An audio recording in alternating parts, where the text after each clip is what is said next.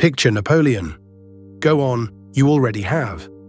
The grey coat, the hand in the waistcoat, and the small, furious man beneath the hat. Here is the trouble, almost everything about that picture is a lie. Napoleon stood taller than the average Frenchman of his day. St. Helena, 1821. The exiled emperor is dead. His physician bends over him with a measuring rod. He records roughly 5'2", but in French feet. And the French inch was longer than the English. Converted, about 5'6", perhaps 5'7". Average, or a little above. So where did the small man come from? London, 1803. Britain is at war with France, and a caricaturist named James Gilray sharpens his needle.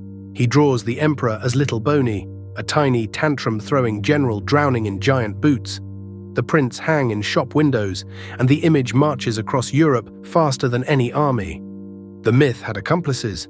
Napoleon's own imperial guard were chosen for their height, then crowned with towering bearskin caps. Beside them, any man looked small.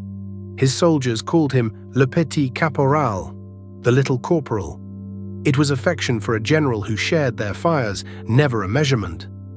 The empire fell. The cartoon survived. 2 centuries on, psychologists named a complex after a man who was not short. A well-aimed image, repeated long enough, can outlast armies, archives, even the truth itself, because history is written not only by the winners, but by the best image makers.